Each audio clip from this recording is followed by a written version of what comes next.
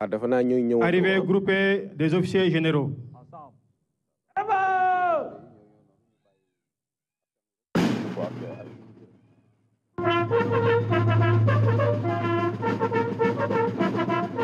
Présentez.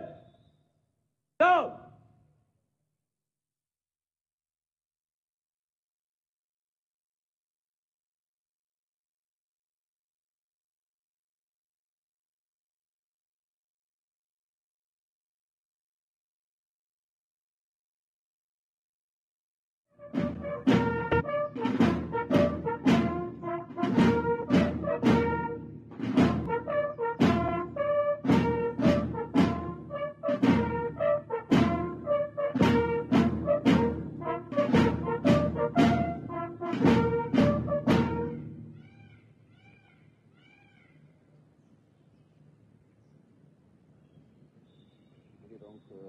Arrivé ñetti généraux yi, en l'occurrence le général Meysegnan, grand chancelier, mais aussi le SEMGA et le haut commandant de la gendarmerie nationale, directeur de la justice militaire.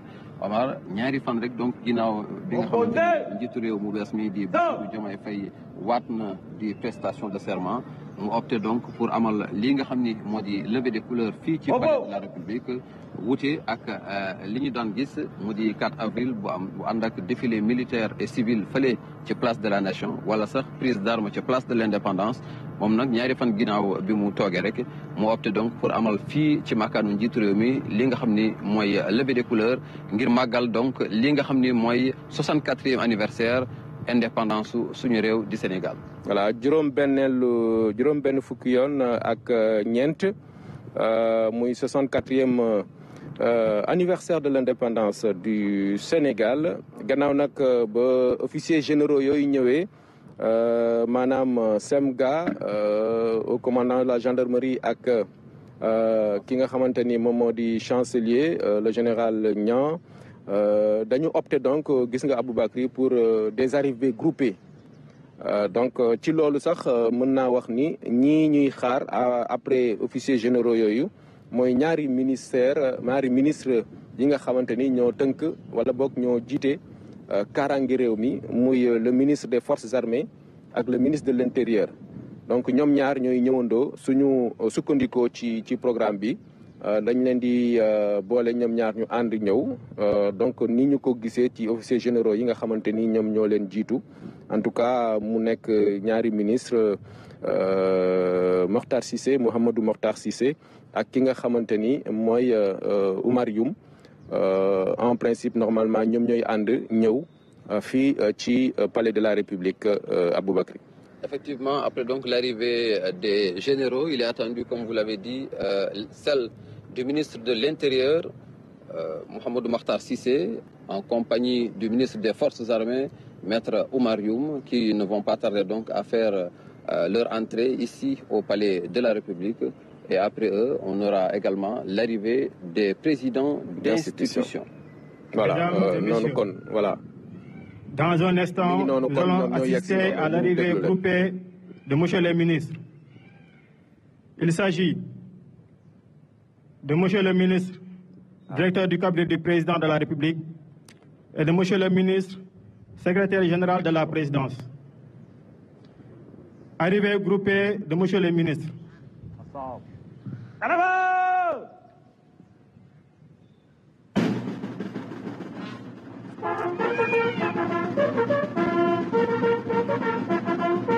Présentez. Stop.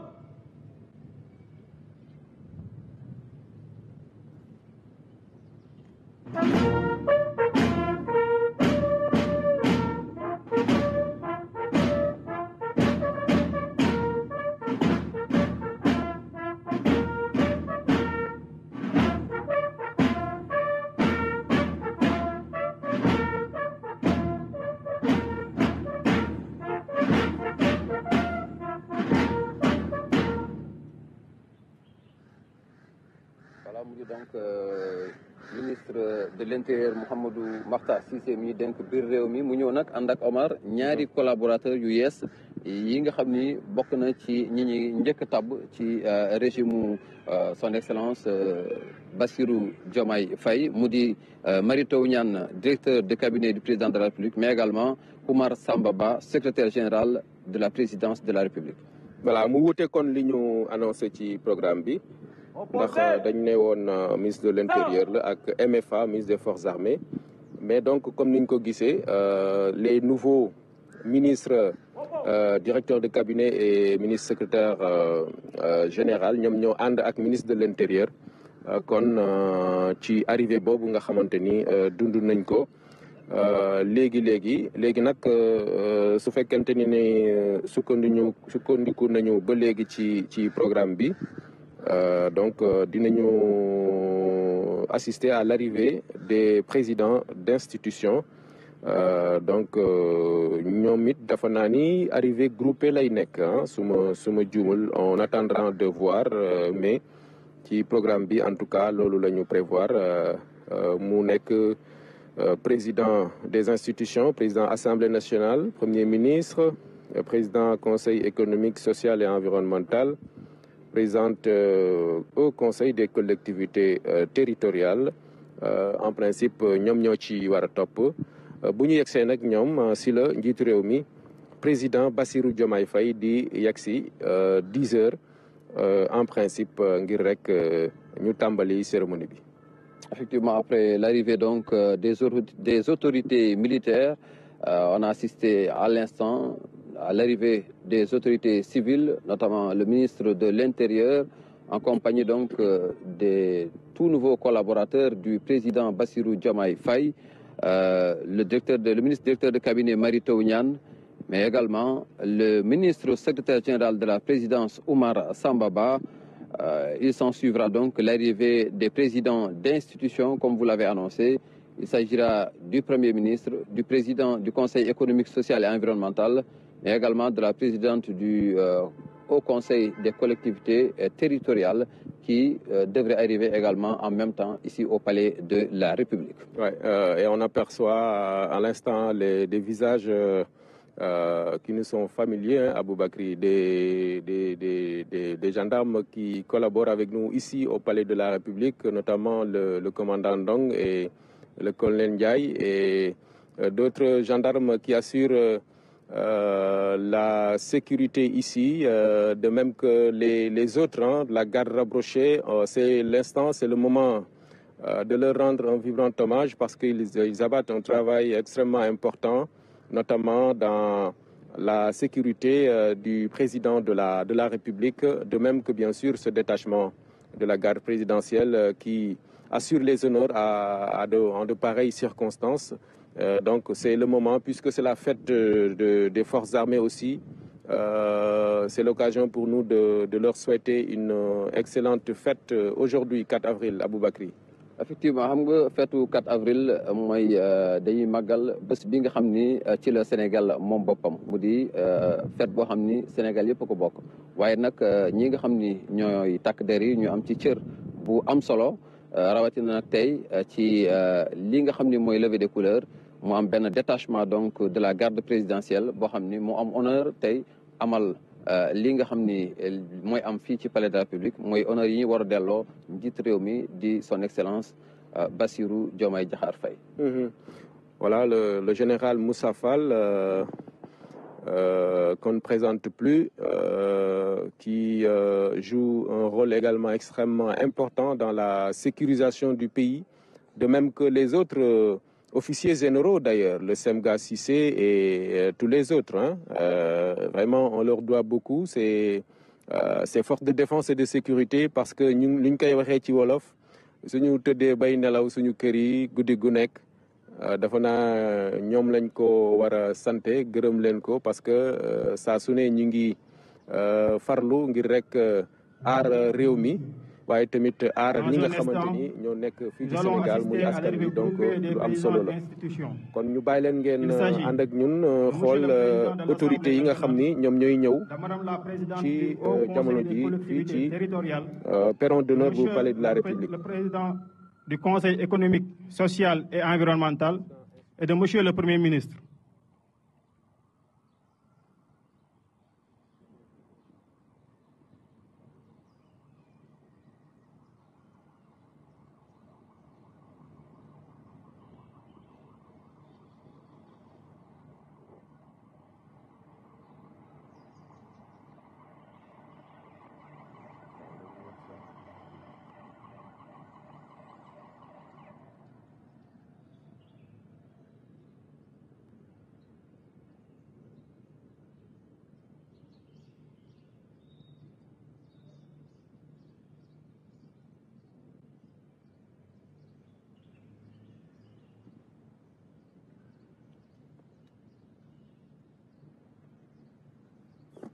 ki nga xam ni mooy maître de cérémonie bi mu ngi doon donc annoncé arrivée premier ministre mu war a ànd ak présidente conseil au conseil des collectivités territoriales ak ki nga xam ni mooy président conseil économique social et environnemental. voilà muy institution yi nga xam ni ñoom ñoo ngànk réew mi ginnaaw président de la république nga xam ni moom moo jiitu ci institution yooyu la kon ñeneen ñi topp ci moom muy président assemblée nationale ak conseil des collectivités territoriales président conseil économique social et environnemental ñooñu kon di institution yu am solo maître de cérémonie bi annoncé na dafa na premier ministre ak président conseil économique social et environnemental donc su fekkee jàppandi na dafa naa dinañ leen gis ñu yagsi fii ci palais de la république balaa président de la république Bassirou Diomaye Faye di yagsi ndax noonu lañ ko tëralee ci doxalinu cérémonie bi muy lu am solo Aboubacry ñi ngi doon waxtaan ci rôle bu am solo bi nga xam ni force de défense et de sécurité yi ñu ngi koy joué ci suñu réew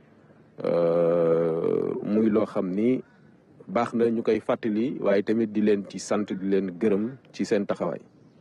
di fàttali également que thème ren bi d'ailleurs ci loolu la jëm mu di le rôle des forces armées dans la cohésion nationale te démb njiitu réew mi ci discours bi nga xam ni mooy discours bi mu njëkk amal fàttali na ko mooy li muy woote mooy jàmm li muy woote mooy Sénégal ànd doon benn ñu ànd juboo donc daa di doxal te li muy mandargal rek instant bi nii mooy que ni état continuité la ndax président d'institution yi nga xam ni tudd nañ leen sànq ci régime mu président Macky Sall lañ leen fale woon tey ñu war a mën a ñëw teewee lii nga xam ni mooy première donc levée des couleurs bu njiitu réew bu bees di Bassirou Diomaye Faye li ñu wax rek les hommes passent les institutions demeurent mu di lu am solo également ci taarixu Sénégal. waaw noonu la état tëddee ba tax kon loolu sax moo waral gis nga gis teewaayu. Mesdames et messieurs, arrivée des présidents d'institutions.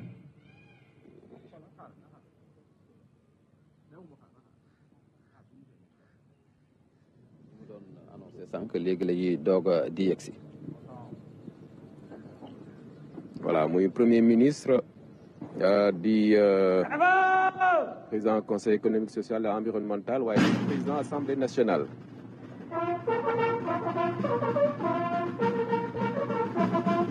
Présentez. Stop.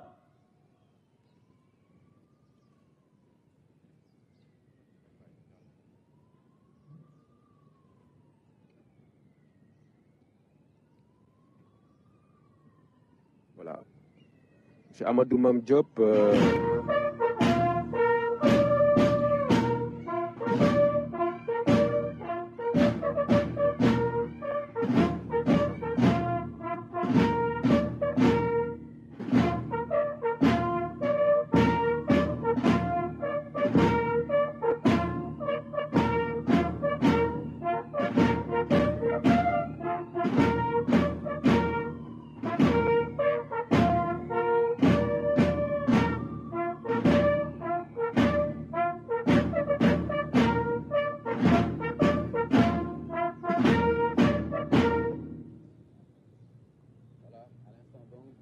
Sur fond de la musique des forces armées, vous vivez avec nous l'arrivée du tout nouveau Premier ministre, en l'occurrence Ousmane Sonko, accompagné du président de l'Assemblée nationale Amadou Mame Diop, mais également du président du Conseil économique, social et environnemental Abdoulaye Daouda Diallo.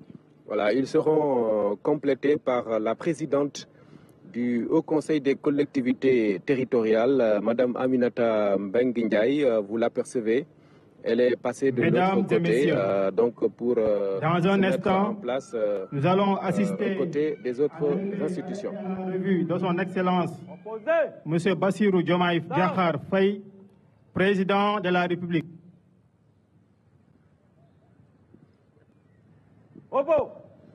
Voilà, donc le maître de cérémonie qui vient d'annoncer l'arrivée imminente du président de la République, Bassirou Diomaye Diakhar Faye, qui, dans quelques instants, donc, va arriver ici au Palais de la République et ça va marquer donc le début de la cérémonie solennelle de levée des couleurs ici au Palais de la République.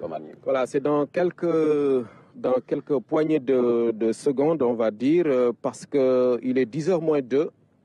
Dans 2 minutes plus précisément, vous allez apercevoir le président de la République, son Excellence Bassirou Diomaye Diakhar Faye, ici,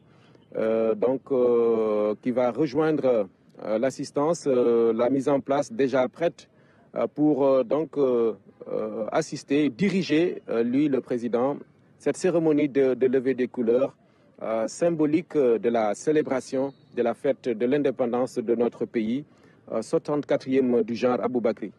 Effectivement, le président de la République va donc, à son arrivée, passer en revue le détachement de la garde présidentielle avant donc d'assister à la levée des couleurs jusqu'au Mans.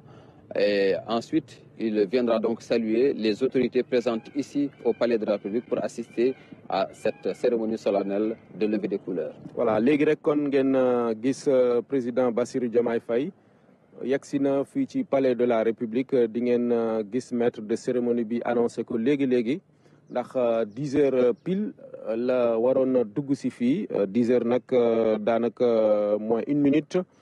léegi rek ngeen gis ko mu yegsi kon jaar ci tapis rouge bi ñu rendre ko les honneurs. Voilà, ñu bàyyi ak maître de cérémonie. Revue de son excellence monsieur Bassirou Diomaye Diakhar Faye, président de la République.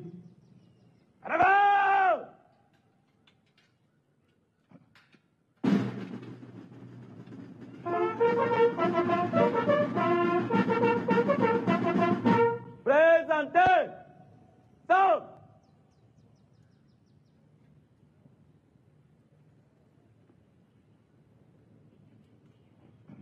Voilà, le chef de l'État habillé en tenue traditionnelle, une tenue assez symbolique parce que c'est la fête de l'indépendance. lii day firndeel rek ni moom li mu doon wax démb lu mu gëm la moo di nañu fexe ba wane ni moom la suñu bopp.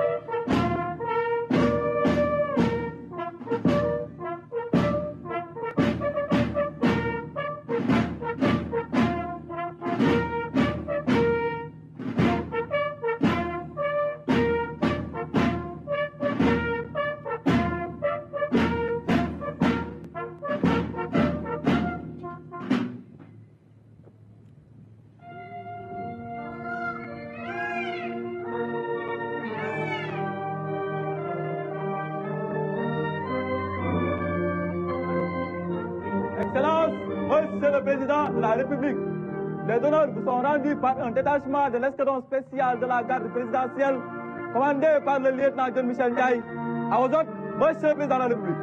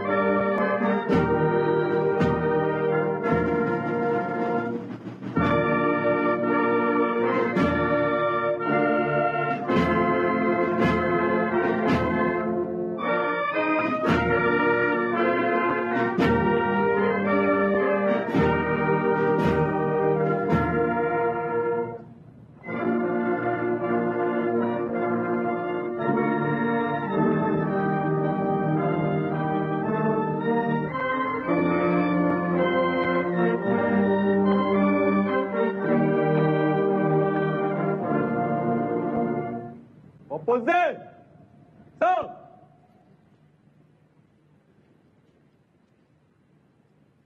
Oppo.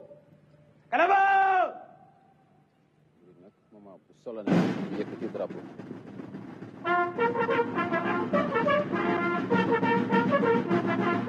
Présentez. Stop.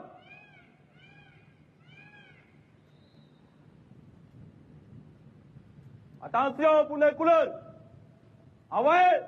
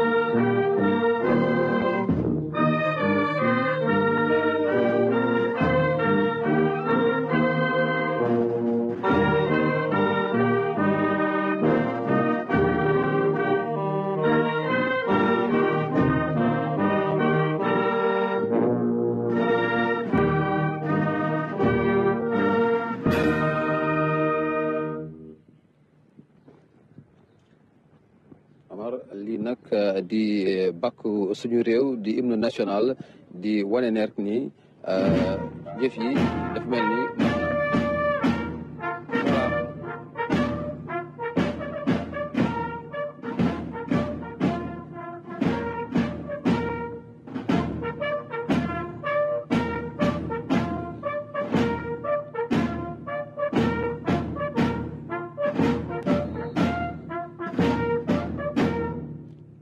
voilà, c'est donc la levée des couleurs qui consacre la célébration du 64e anniversaire de notre accession à l'indépendance, marquée donc par une levée des couleurs. Le président Bassirou Diomaye Diakhar Faye qui est arrivé à 10 h, qui a passé donc en revue le détachement de l'escadron spécial donc de